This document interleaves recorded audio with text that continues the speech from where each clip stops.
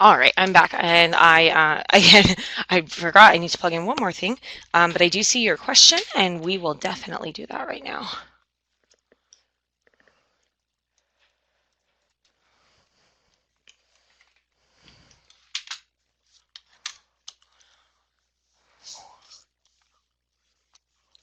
Oh, this is not working. Oh.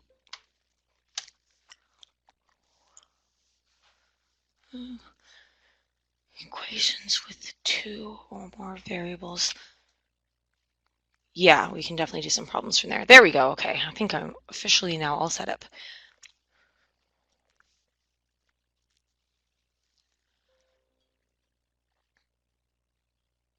All right, so let's start with that first one that we have up there, which is G equals xy over c.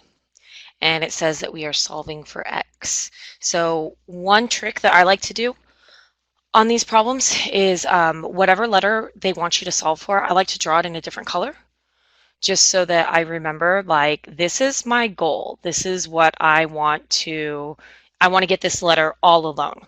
Okay, so I'm going to draw that X in the letter X in a red marker instead. Okay, and so I really want the letter X to be all by itself. And if we split this equation into a left side and a right side, right now I can see that with the letter X, there's a letter Y and a letter C. And so my goal would be to get the Y and the C to go to the other side of the equal sign where the letter G is. I'm going to go ahead and get rid of the letter C first. The letter C is being divided underneath the letter X. And so to get rid of division, we do multiplication. So I'm going to multiply once on the right and once on the left.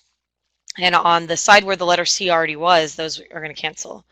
So now I have CG equals, I'm going to keep that X a letter, the color red, and then we have equals XY.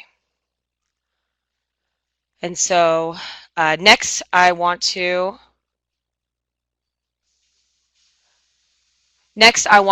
get the Y away from the letter X, because again, I want the letter X to be all by itself. That's why I wrote it in a different color. And so I'm going to get rid of the Y. The Y is being multiplied with the X.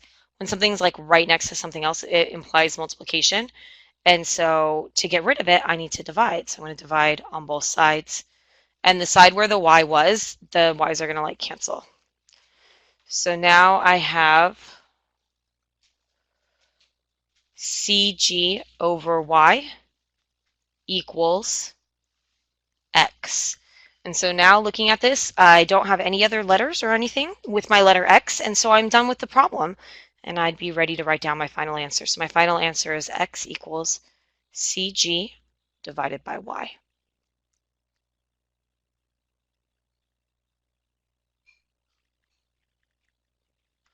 All right. Melanie, is there any problem in particular that you want? Like, do you have a homework problem, or was there a section of Delta Math? I just want to make sure that I'm doing there were several different types of problems in that section. I want to make sure I'm doing the one that you definitely need help with. So is there a particular one?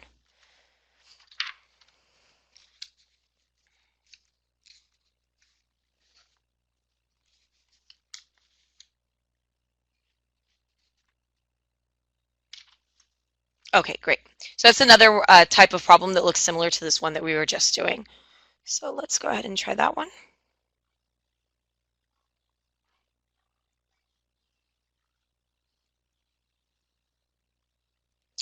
And does it say, or can you tell me what letter we're trying to solve for? Because this has three different variables, and so when it has multiple variables, you always want to really pay attention to what letter you're trying to solve for, because that's the one you're going to get by itself. Awesome. So I'm going to go ahead and do the same thing I did on the previous problem, where I'm going to write the Y in a different color. Just makes it so that I can definitely like know which one I'm trying to get alone. And it changes the problem. It changes how you do the problem depending on which letter you're trying to solve for. So if I'm trying to solve for Y, And I look at, I have a left side and I have a right side of the equation. On the left side is a 2y, and then on the right side is the 4a minus c. Um, there's only one other thing with the y. It's the number 2. So as soon as I can move that number 2, then I'll be done. The 2 is being multiplied with the y because it's right next to it. And so again, I'm going to do dividing. There's a couple different ways you can divide. You can divide the entire side of the equation by 2. And what that will look like is just a really huge fraction. Okay, so that's one option. A different option, so let's go back and write the equation again. So a different option would be, instead of dividing the entire right side by 2, you can divide each individual term by 2. So we're going to divide in 3 different places. It is important, if you're going to use this method, that you divide everything and that you don't like accidentally skip something. So these two's canceled. And then on the letter A, I'm also allowed to simplify that. So 4 divided by 2 is 2. And then I can't do C divided by 2, so I would just leave that a fraction. And so these are the 2 possible ways to write the answer. Now, different teachers might have shown different things. And so, you know, if your teacher personally specifically asked for the big huge fraction, then that's how you should write it on your test tomorrow.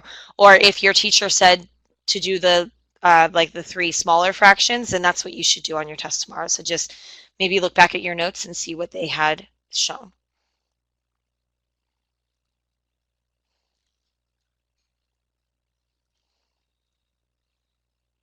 Caleb, I don't understand your question. I'm going to answer your questions to help you get ready for your test tomorrow, but you need to tell me what problems you want to see done. Oh yeah, let's do that. Okay. So yeah, we can have this exact same problem, but they could tell us a different letter to solve for. So now let's try solving for C instead. So I'm going to get my red marker out and I'm going to write down the letter C in red. And then my goal now is to move everything away from the letter C. And so I have quite a few things by the letter C. I have a 4 and an A, and I have a minus sign. When you have a lot of stuff that you need to move, you always want to start by moving the things that are being added or subtracted, or the things that are like the furthest away from the letter that you're solving for. And so if I'm solving for C, the thing that's the furthest away that's on the same side would be the 4A. So I'm going to move the 4A first. When you're moving something like the 4A, you need to look in front of it to see what the symbol is. And since there's no symbol in front of it, that means it's a positive number. And so to get rid of it, we would subtract. On the side where it was, those will cancel. So those are gone. On the left-hand side, we have a 2y and a minus 4a. You can't combine those together because they have different variables. So since one of them has a y and the other one has an a, we can't figure out what like 2 minus 4 is. So we're just going to write it as a subtraction problem. 2y minus 4a. And now we have not gotten rid of the subtraction sign yet, so that subtraction sign is still going to be there. And that's the next thing we're going to get rid of. That's the only other thing we need to get rid of, is that subtraction sign. That subtraction sign technically is a -1 that's being multiplied with the letter C. And so to move that to the other side, since it's being multiplied, we do the opposite of multiplying, which is dividing. I'm going to go ahead and divide everything individually because everything is going to simplify. And so 2 divided by -1 makes -2. Minus 4 is similar to like -4 divided by -1. That will make a +4. And over here, this double negative will cancel out, and then you're left with a positive C. And now I can very clearly see that there's nothing else on the right-hand side where the letter C is, and so that means I'm done. I've got my final answer. C equals, you can write negative 2y plus 4a, or you could flip-flop those and write the positive 4a first and the negative 2y second. Both of those would be considered the same and correct.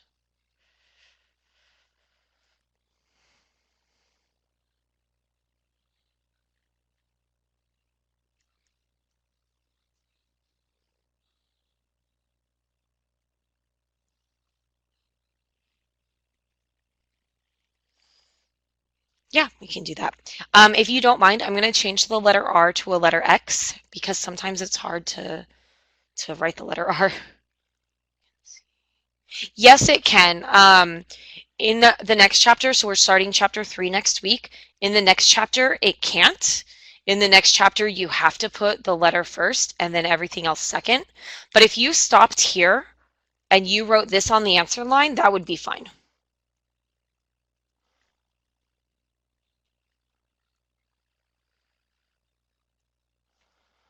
All right. So again, I'm gonna change that letter R into a letter X just because it's gonna be easier for me to write.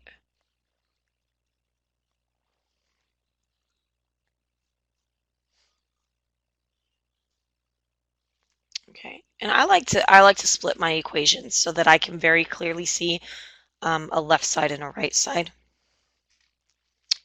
And so in this problem, we're solving for x, and we um, we want to get rid of everything that's on the right-hand side with the letter x. So that would be the negative 4 and the 16.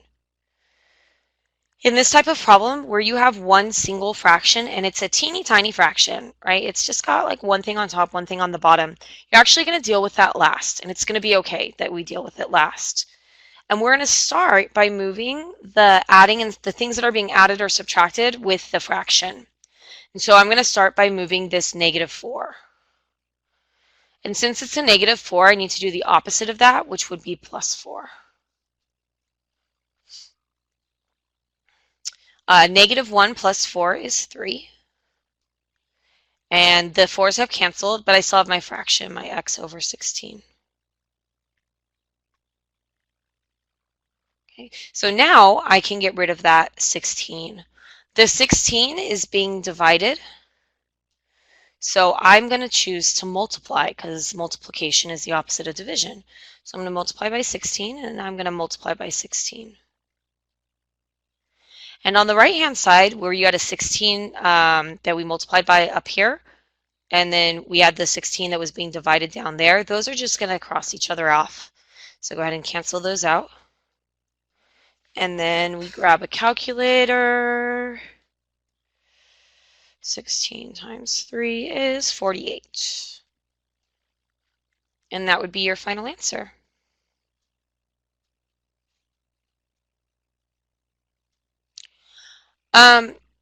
So in general, when you have a two-step problem, we always start by moving our adding and subtracting. We minus our 3, and then we divide by 2. And I think when it's not a fraction, that it's natural, and we always remember, oh, we're going to move this first, and we're going to move that second. And then when a fraction gets thrown in there, our first instinct is like, oh no, I like super need to get rid of that fraction because I don't like fractions and I want to get rid of it right now. And so, you know, I can show you what to do with that fraction if you want to do that as a first step. But if it's just a teeny tiny fraction and there's like one thing on top, one thing on the bottom, then you can do that last. So if we wanted to do that first, there is a trick to it, and you have to really make sure that you are doing it correctly, because a lot of students will make mistakes, and then obviously they get the wrong answer if they're making a mistake. So if you do want to get rid of the 16, the divided by 16 first, the trick is you have to multiply by 16, but you have to multiply everything by 16. So what I see a lot of students do is they'll multiply by 16 with the fraction, and they'll multiply by 16 over here with the -1, and they'll just completely skip the -4, and they won't multiply that by 16. And that's the mistake that will make it so that like you get the wrong answer. So if you are going to get rid of the fraction first, you have to multiply every single term by whatever the denominator is. And so that will give me a -16. 4 times 16 is 64, a -64. And then these two 16s will end up canceling, leaving us with just the letter X. And then we can finish off with 64 plus that -16, and we get the same answer. And so that's how you would do that if you wanted to do the division first.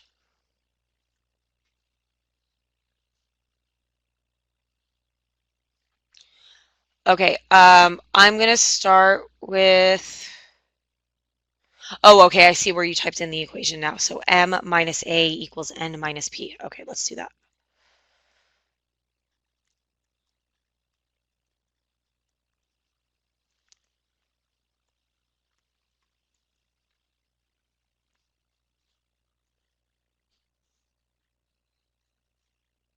And you said later we are solving for a. Okay, so I'm going to draw that in a different color. And if the color thing is really helping you, like bring a color to your test tomorrow. Bring a crayon, a colored pencil, a highlighter, something to highlight that letter that you're solving for. Because on these problems where you have to solve for a specific letter, it just makes it so much easier. All right, so I need to get everything away from that letter A. Namely, I need to get away the M and the subtraction sign. So we always start by moving the thing furthest away, which would be the letter M. So I'm going to move my M first. If we look in front of the M, there is nothing, which means that this is a positive M. And so to get rid of it, I'm going to subtract it. And when we subtract the M, we're getting rid of the M, but we're not getting rid of this subtraction sign here, because that subtraction sign, it belonged to the letter A. So that subtraction sign will still be there. And then looking at the right-hand side of the problem, none of these letters are the same. They're all different. So like we're just going to write it out. And then the subtracting M, we can just tack that at the end. Okay, now we need to get rid of the subtraction sign, which actually is no longer a subtraction sign. It's now -1 times A. And so to get rid of a -1 that's being multiplied, we divide. And we need to make sure we divide this entire side. So I'm going to divide everything on that side. And over here, these will cancel, leaving me with just the letter A, which is fantastic because that's what I want to happen. N divided by -1 will become a -n. For the letter P, these will cancel out, so it'll become a positive P. And also for the letter M, these will cancel out and it will become a positive M. And my letter A is all by itself, so we're done.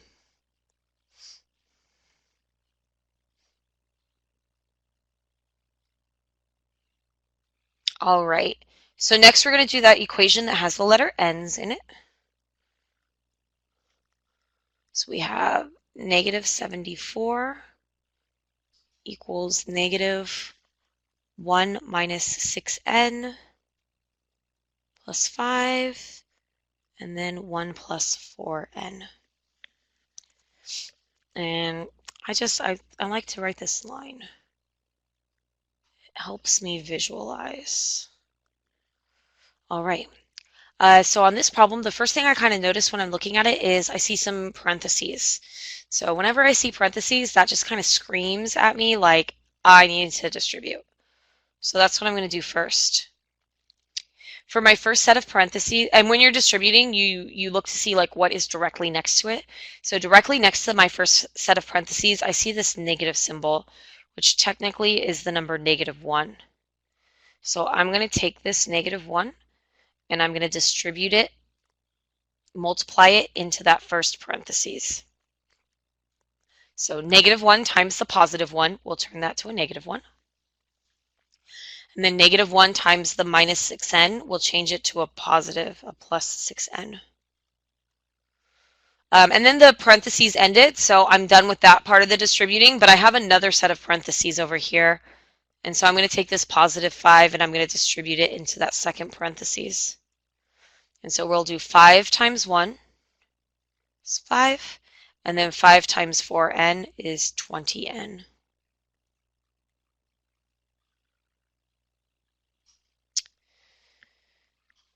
Okay, next we have 2 letter n's, and so I'm going to combine those together. Now both of these letter n's are on the same side of the equal sign. They're both on the right-hand side. And so when they're both on the same side, you just straight up do whatever it shows. You don't need it to do the opposite. You don't need to like move it to the other side. You just do what it says. And so I'm going to leave this here. And so I'm going to do the a +6n and a +20n. And so that becomes a +26n. And as I was just looking at it right now, I noticed that there is another set of like terms that I can combine together. So also on the right-hand side of this problem, I have a -1 and I have a +5. And since they're both on the right-hand side, I can just combine those together. So a -1 plus a 5 gives me a +4. Okay, I'm now at a 2-step equation. So now I'm going to start by moving my adding and subtracting. So that would be that +4. I'm going to minus that. And I'm going to jump all the way to the other side of the green line to minus it again. And then I have a 26 that's being multiplied, so I will divide. And does that work nicely? I don't know. 78 divided by 26 is, ooh, it does. It's the -3. And then that's the final answer. And you guys know, like, hey, if you finish your test early tomorrow, which could happen, it's a possibility, right? If you finish your test early, you can check your answers. You can take your answers from the answer line and check and see if they're correct. And so the way that we do that is we go back to the original problem. I'm not going to have enough room to write it. It's going to get so squishy. Okay, you go back to the original problem and you take your answer and you plug it in to the original problem.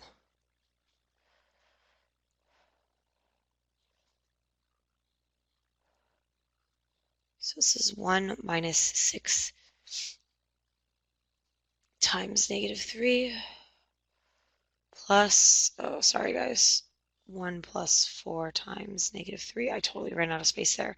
But anyway, you can plug it back into the original problem.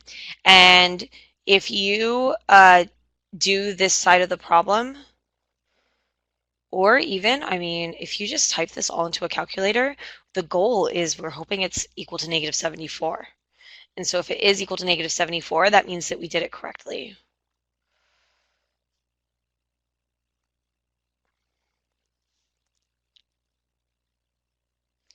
Okay, so that is 11, so that's -19 minus 55. -19 minus 55 is, oh yes, -74. So now we know. The great thing about this is now you know like 100% for sure that you got this problem right. You don't have to go home and say like, oh, I don't know, I don't feel very confident about that problem. I think I made a mistake. Like, you plugged it back in and it worked out. You got that problem right. So what my recommendation to you is first just do the whole test. Try every single problem on the whole test. Get a final answer for every single problem on the whole test. And then if you struggled with a problem, or if you're looking at your answer and you're like, this doesn't look right, I don't know, plug it back in and see if it works. So if you have extra time, plug your answers in and check them and make sure that they're the right answers. But don't do it until you've finished everything. I don't want you to not have enough time to take the whole test because you were busy plugging in your answers. And then if it doesn't work, then you know you made a mistake and you can go back and try to fix it before you turn in your test. So that's my recommendation to you. All right, the next one on the list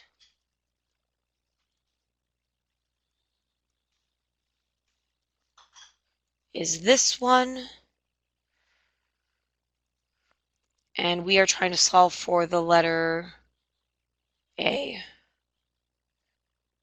Okay, so this one's going to get tricky, and I don't know that there will be one that's difficult on your test marks. This one is a little bit tricky. I know we put it on the Algebra 2 test, and so I'm thinking it might not be on the Algebra 1 test, mostly because it's something we haven't really learned yet. For our purposes right now, I'm going to call this undistributing.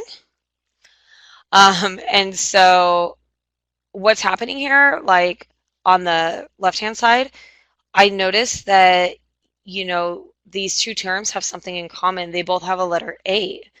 So I can take these letter A's that they have in common and I can undistribute them and I can pull them to the outside of a parentheses, getting them away from the X and the Y. And so since I have to solve for A and I need the letter A to be all by itself, I need to undistribute it. So I'm going to take what's currently written there and I'm going to pull the letter A out to the outside of some parentheses.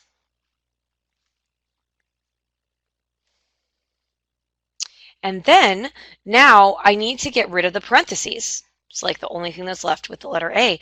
And the letter A is like right next to the parentheses, so that means the letter A is being multiplied by the entire parentheses. And so I can get rid of the whole parentheses right now if I divide by it. And then the whole thing cancels and the whole thing cancels. And now my letter A is all by itself. And so I would be done with this problem. This would be the final answer.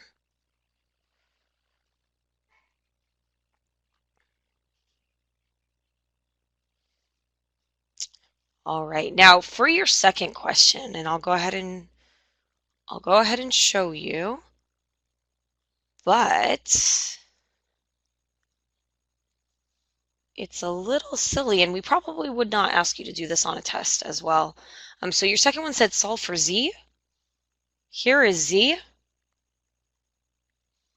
There's nothing by it.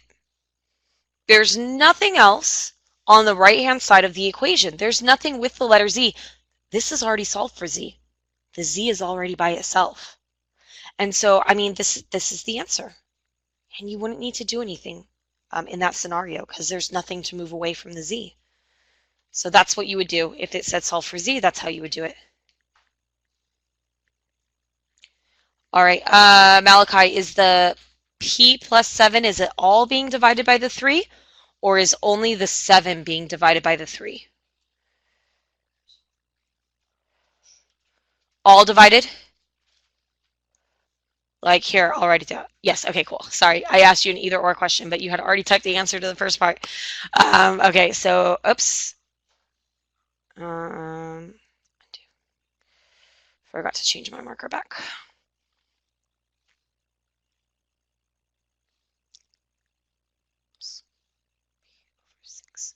All right, so this problem, this is called a proportion, and you need to know that vocabulary word for your test tomorrow.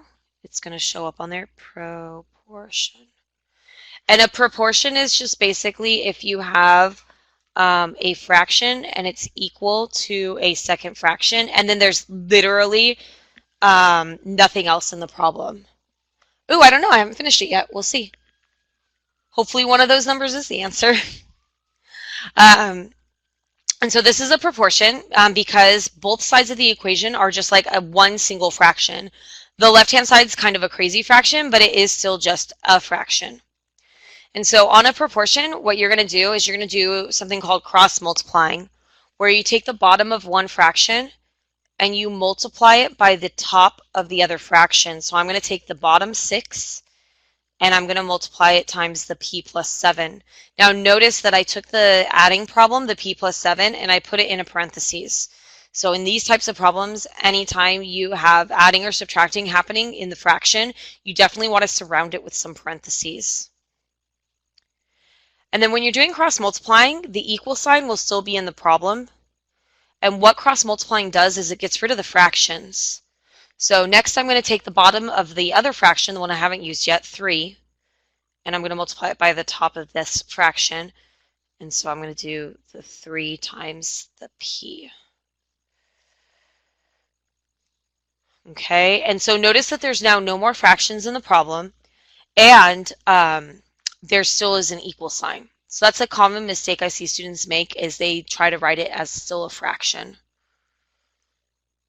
Okay, so now I've created parentheses, which means I've now created a distributing problem. So I'm going to take the 6 and I'll distribute it into this parentheses. Oops, let me rewrite that. 42. All right. So the next thing I'm going to do is I'm going to get my letter P's together.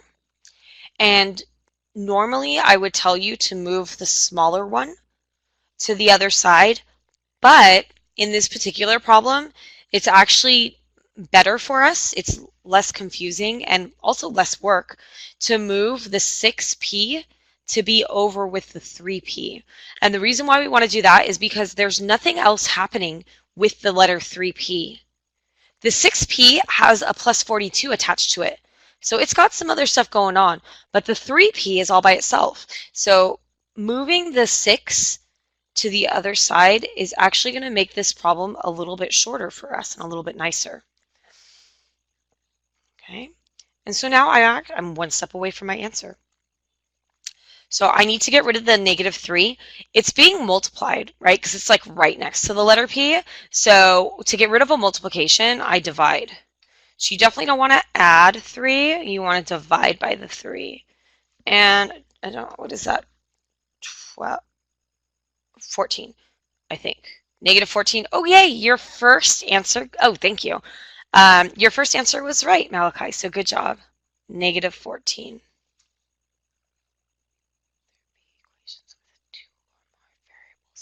There's at least 2. I would say probably no more than 4. At most there will be 4, but if I'm remembering correctly, it's 2 or 3.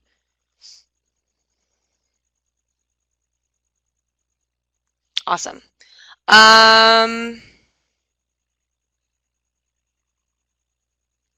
Okay, before I do that one, someone asked for some textbook problems, so I'm going to do those textbook problems first, and then I'll start doing these other ones that are popping up at the bottom. So we wanted on page.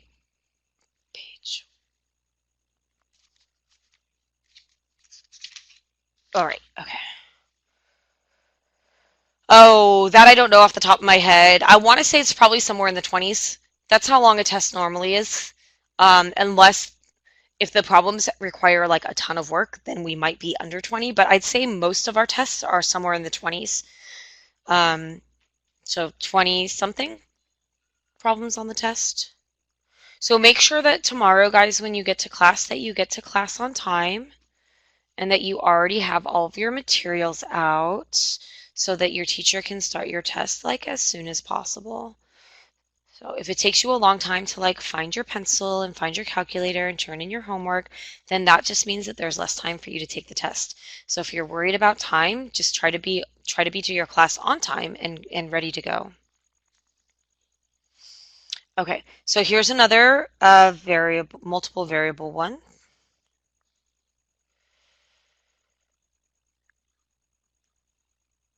And this one wants us to solve for x. Oh, this is very similar to that letter A one that I just did. And again, I don't think that we're going to do one this tricky on the test, but we'll go ahead and go over this. So this is the one where you're going to need to undistribute again. So we're going to need to take these 2 letter x's and we are undistributing them. We're going to pull them out to the front of the problem, get them away from the A and the B. Okay, so that the X is all by itself. Because again, that's kind of the ultimate goal on this problem, is to get the X by itself. All right, and then again, very similar to that capital letter A problem we did earlier, the X is being multiplied with the entire parentheses. So if I want to get rid of the whole parentheses, I can just divide. And that will cancel out this whole thing, leaving me with my final answer, because now there's nothing over here with my letter X, and I'm all done with this problem. So the answer for this problem is negative C, and then big fraction bar, all divided by that A plus B.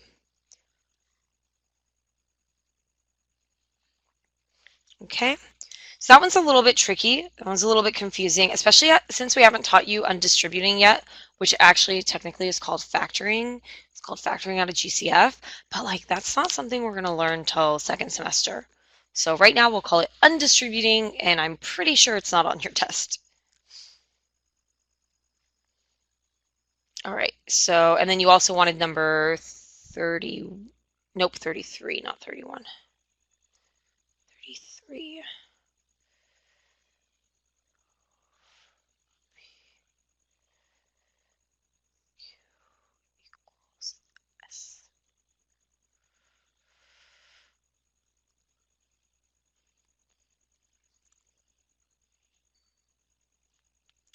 All right. So on this problem, what we want to do, and this is like the fractional linear equations problems from your Delta Math, fraction linear equations.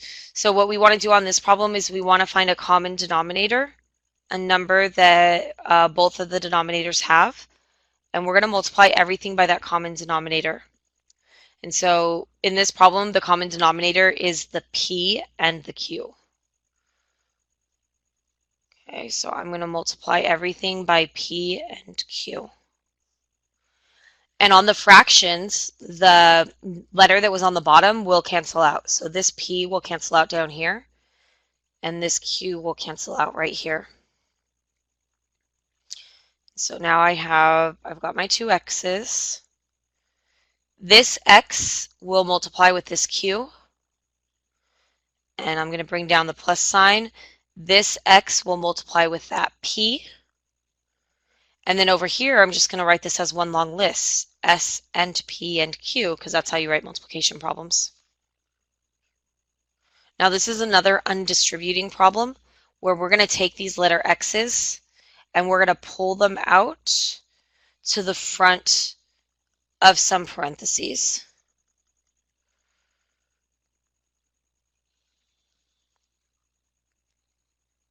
And then very similar to the last problem, we're going to divide by the parentheses. And that will give us our answer. Now you can't do anything else on this problem, so don't try to like simplify, don't try to cancel anything else. This is it. Oops. I switched the order, sorry guys. That's it, that would be your final answer.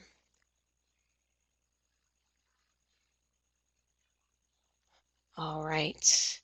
Let's see what's next. So I just did page 154. Yes, yes, answer. Problem. Okay, so we are on that one next. No, I don't think there's going to be any undistributing problems, mostly because we're not going to learn about undistributing till second semester. So I think they'll be a little bit easier than that.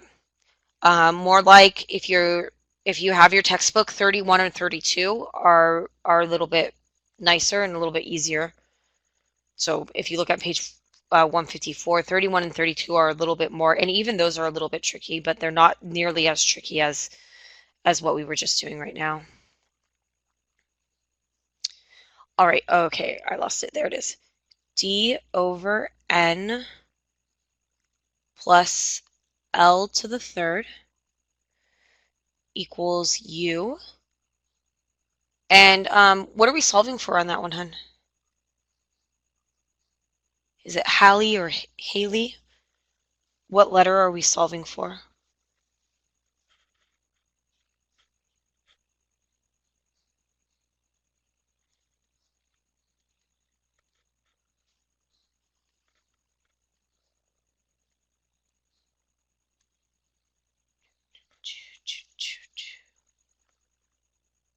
Okay, perfect. Okay, so I got my red marker all ready. So we're going to write the letter D in the red marker. And we talked about this a little bit earlier in this session about how this problem, it has a teeny tiny small fraction. It's a small fraction because it only has one thing on top and one thing on the bottom. Not too big, not too scary, little teeny tiny fraction. And if it's a one teeny tiny fraction, we don't deal with it till the end of the problem. So in these problems, and this is a two-step problem, you want to first move your adding or subtracting, and you want to second move your multiplying or dividing. And that's just the general rule for two-step problems. And so the first thing I'm going to move the adding, which is the L to the third. So I'm going to subtract L to the third. And on this side, they'll cancel, leaving me with just that teeny tiny fraction. And over here, I can't subtract those because they're like completely different letters. So I'm just going to write it as a subtraction problem like this. Now, we're going to get rid of the teeny tiny fraction, which is technically division. And so to get rid of division, we need to multiply. We kind of talked about this earlier. When you're multiplying, you need to multiply everything. So I am going to multiply in both places on the right-hand side. So I will be multiplying the U times the N, and I'm also going to multiply the L to the third times the N.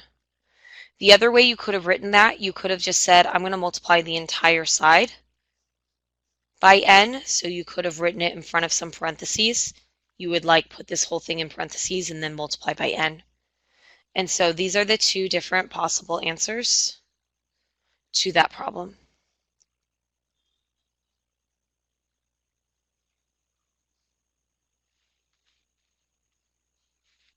Yeah, those are the ones we've been doing pretty much all night. I have a list right now of 3 other problems that I need to do. So I need to do those 3 problems because these people have been waiting. But if there's extra time at the end, we can do some more with the lots of letters. And if not, this session is being recorded. And so at about 8:10, you can go back and you can watch the recording. And I've been doing multiple variable questions pretty much nonstop this whole time. All right, so the next problem is 3x over 4 plus 1 over 2 equals 4.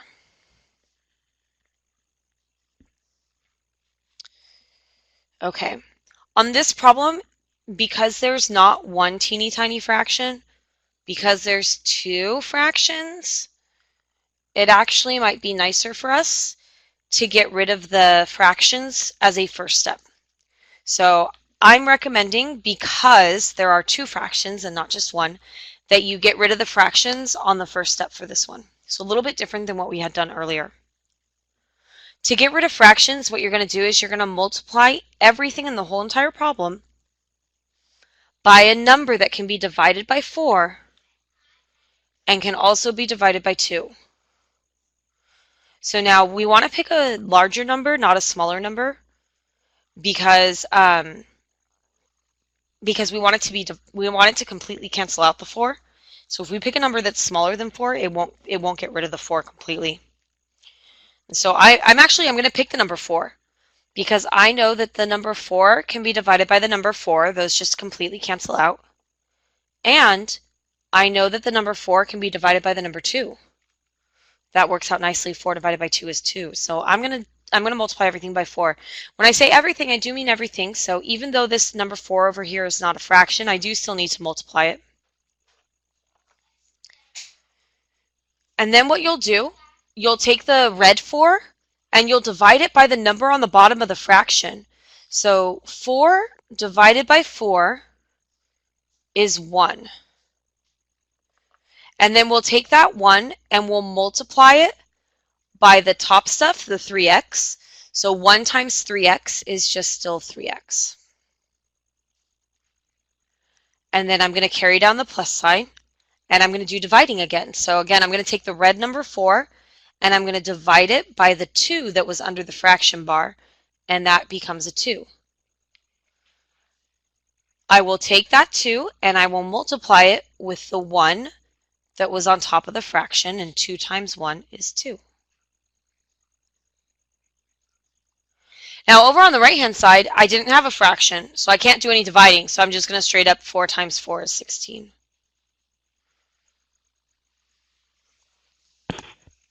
And now I have a two-step problem. So we just talked about how on a two-step problem you move your adding and subtracting first, and you move your multiplying and dividing second. Since 14 is not divisible by 3, I am just going to leave it the fraction 14 over 3. And I believe that's what we would like for your test tomorrow as well. If it does not divide nicely, leave it a fraction.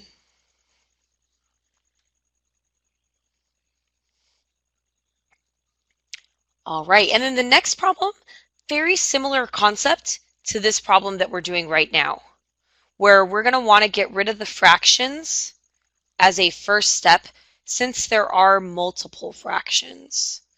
If there was just one fraction, we could probably wait till the end, but since there's 2 of them, we'll get rid of them on the first step. And so on this problem, we want to find a number that can be divided by 3 and can also be divided by 9. And again, we want to look at the largest number in the problem, and we want to choose something that's either that number or bigger than that number. And so the biggest denominator that I see is the number 9. And I'm going to use the number 9. Again, I know that 9 is divisible by 9 because they're the same number. And over here for this other fraction, I can do 9 divided by 3. And that works out nicely. So I'm going to go ahead and multiply by 9. I do, again, have to multiply everything. So even though the x doesn't have a fraction, I do have to multiply the x also. And that's just straight up multiplication. So that'll give me a 9x here. For the ones that are fractions, you need to do a little division first. So 9 divided by 3 is 3. And then we're going to take that 3 and we're going to multiply it with this 4 that was up here. So 3 times 4 is 12. So that number will turn into a 12. On the right-hand side, 9 divided by 9 is 1. And then we're going to multiply that with the 7 that was already up there. And so that's just 7. And now, again, we've got that two-step problem where we move our adding and subtracting first. And again, guys, if definitely bring a calculator to your test tomorrow. I can't guarantee that your teacher will have one for you, and it really is just going to save you so much time if you have a calculator. It also will make it so that hopefully you don't make silly mistakes. For instance, 7 minus 12 is a negative 5, not a positive 5. So that's what I call a silly mistake, where we know what we're doing, but we forgot the negative sign, or we forgot that when the bigger number is negative, it gives us a negative answer. And so if you bring a calculator, then the calculator will do the little stuff for you, and you can focus on, do you know how to solve? I divided by 9, but 5 is not divisible by 9, and so we leave it a fraction. And that will be our final answer.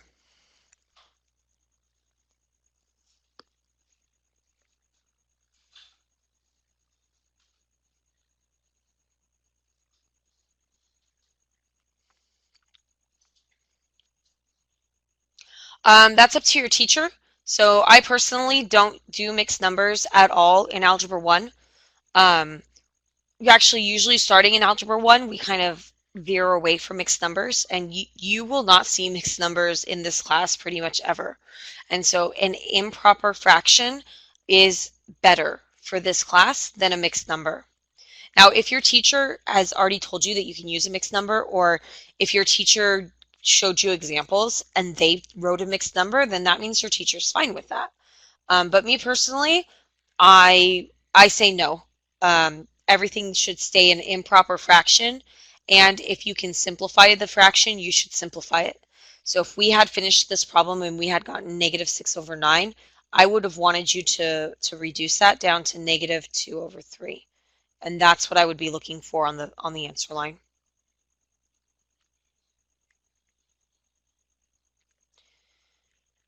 All right, this is the last problem that I see typed out, and we are getting a little close to that closing time, which would be at 8 o'clock. So it's 7 equals 1/6, and it's 8x plus 24. Okay, so I'm seeing some parentheses, so I'm going to do a little distributing. Distribute the 1/6 to the 8 and the 24. Just because that 1/6 is a fraction and that can be kind of confusing, I'm going to write out 1/6 times 8, and I'm actually not even going to times it by 8. I'm going to times it by 8/1 so that they are both fractions. And then I'm going to do the same thing with the 24. So 1/6 times 24/1.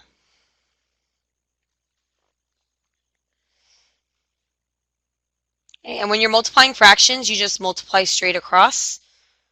So I'm going to do the 1 times the 8 is an 8, and then 6 times 1 is 6. Over here, 1 times 24 is 24, and 6 times 1 is 6. And then if I can simplify those, that would be fantastic. So the first one does simplify. It turns into 4/3x. And the second one, like, it simplifies, it does an even better job of simplifying because it just turns into the whole number 4. And so now I have a teeny tiny fraction, one fraction, 4/3. And I'm going to wait and I'm going to deal with that at the end of the problem. I'm not going to do anything with it right now. I'm going to start right now by subtracting this 4.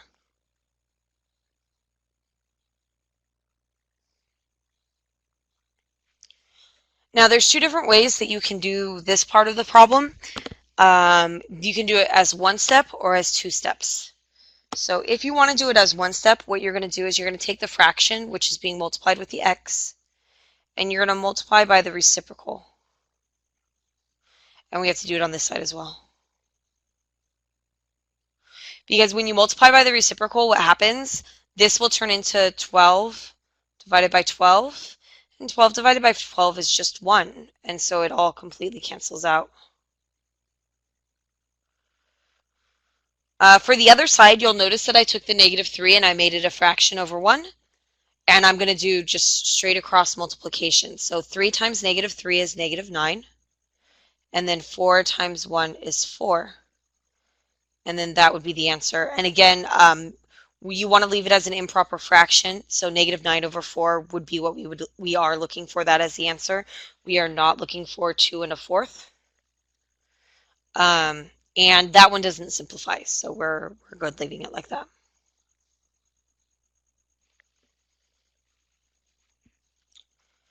Okay, I see a textbook problem, so let's do that. Page 85, and then it's number 51. If you want to do more practice problems tonight, you can always go on to Delta Math and you can do more problems on there. Or, I mean, obviously, if you haven't finished your homework yet, you should finish your homework first.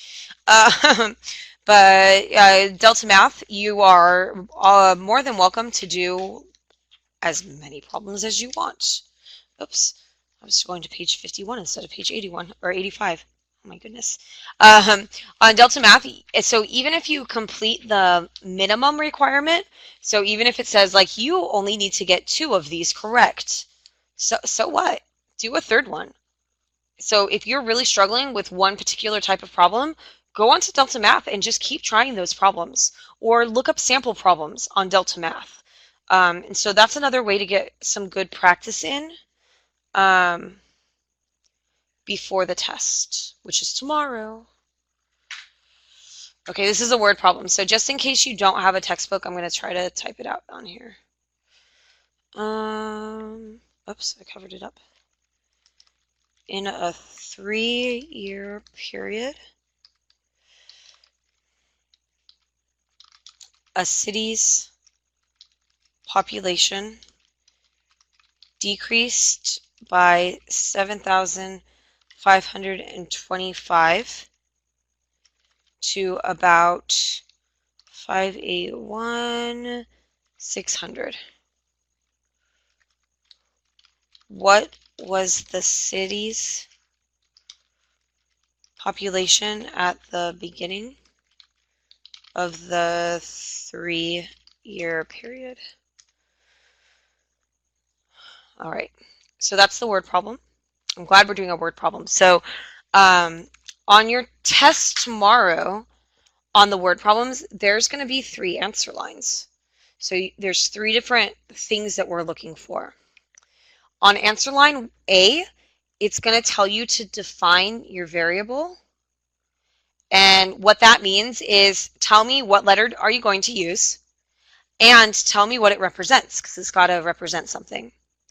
So I always just like to use the letter X because that's the easiest. So I'm going to say I'm going to use the letter X, and what it stands for is whatever question you're trying to answer. So I'm trying to answer the city's population at the beginning of the 3-year period. So X is representing the city's population. Okay, and that's an answer. That's something you write on an answer line, and you get points for writing that down. So at the very bare minimum on word problems, definitely write down the answer to part A.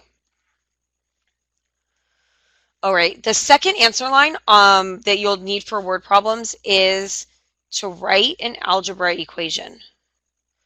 So we do want it to be an algebra equation, something you can solve, and it has to have the letter that you said you were going to use from part A. So I've got to make sure that I'm using a letter X, and I want it to be an equation, so it's got to have an equal sign. Okay. And so this says in a 3-year period, the population decreased by 7,525. So decrease to me, that means that we're going to do a subtraction problem.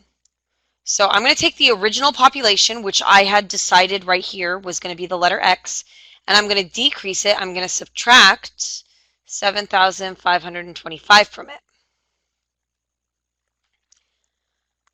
And then it says, after the decrease happened, the new total population was this number. And so I'm going to write that on the other side of the equal sign. That's what the population should equal. And this gets written on an answer line. So again, on the second answer line, we're looking for an algebra equation where you used the variable you said you were going to use. And that's what goes on that second line. Next, we are going to solve this problem.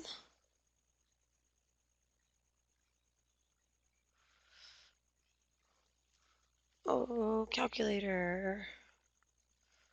58160. Oh, nope. 581,600. Nope. Plus 7525.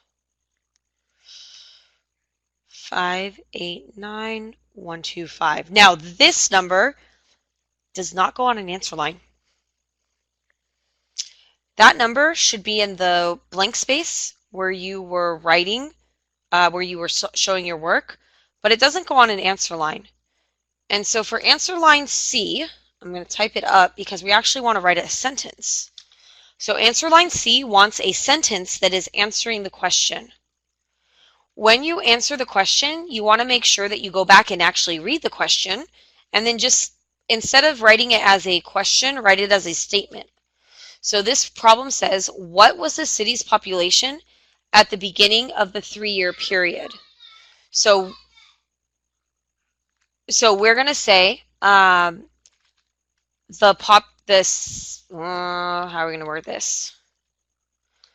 The city's, nope, I forgot the Y. The city's population was 589125 at the beginning of the of the 3-year period. Okay? So I forgot to write that down. I should probably do that. So answer line C wants a sentence answering the question.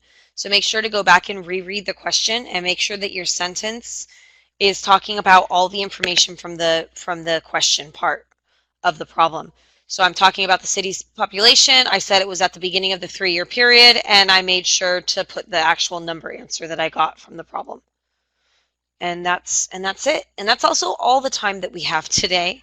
So I hope this was helpful. I know a lot of people signed in late, which is fine. Just whenever you can come, that's fine. But if you want to go back and watch the beginning of the lesson, I'm going to post this online right now. So again, check back around 8:10 to the same spot where you clicked to get into the to get in here in the middle. It should pop up that there's an Algebra 1 Chapter 2 review that you can watch.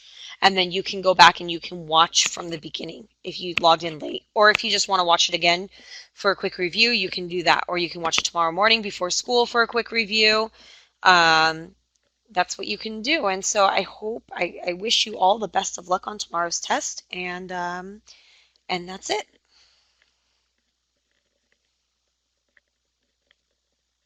You're welcome.